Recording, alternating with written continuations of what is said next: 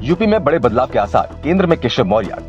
केशव के ट्वीट ने बढ़ा दी यूपी में हलचल। लोकसभा चुनाव से पहले बड़ा खेला करने की तैयारी। ठीक एक साल बाद देश में लोकसभा चुनाव का ऐलान हो जाएगा। लोकसभा चुनाव में यूपी के अंदर बीजेपी और सपा के बीच कांटे की टक्कर का अनुमान है। बीजेपी ने यूपी की 80 में से 75 सीटों को जीतने का टारगेट तय किया है, तो सपा कम से कम 40 सीटों को जीतने का टारगेट सामने रखे हुए हैं। सत्ता में बीजेपी है, इसलिए उसे कुछ बढ़त मिली हुई है।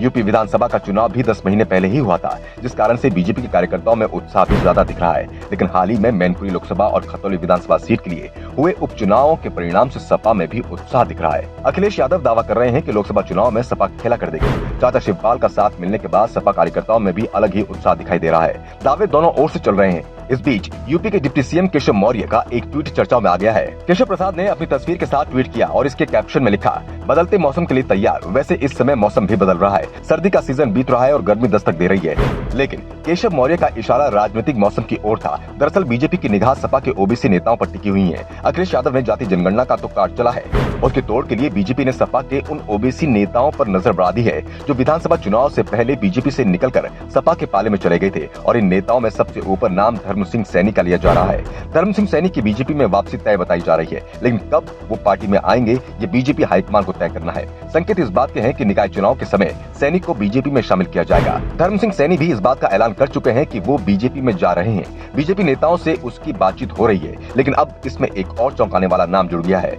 और वो है दारा सिंह चौहान।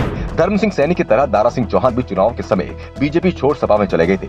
सैनी विधानसभा चुनाव हार गए, लेकिन दारा सिंह चौहान जीतने में कामयाब रहे थे।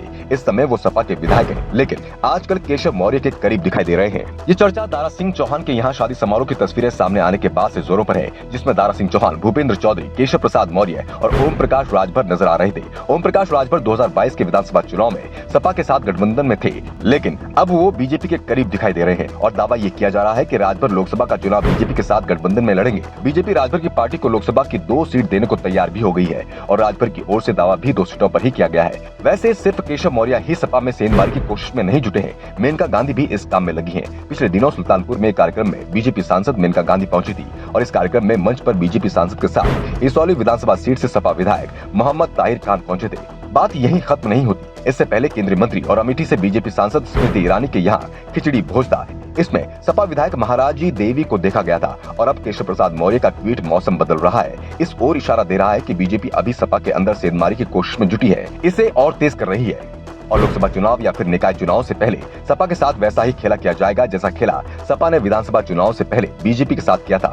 सपा ने बीजेपी के साथ खेला तो कर दिया था। शुरुआत में उसे बढ़त भी मिल गई थी, लेकिन इस बढ़त को सपा कायम नहीं रख पाई थी।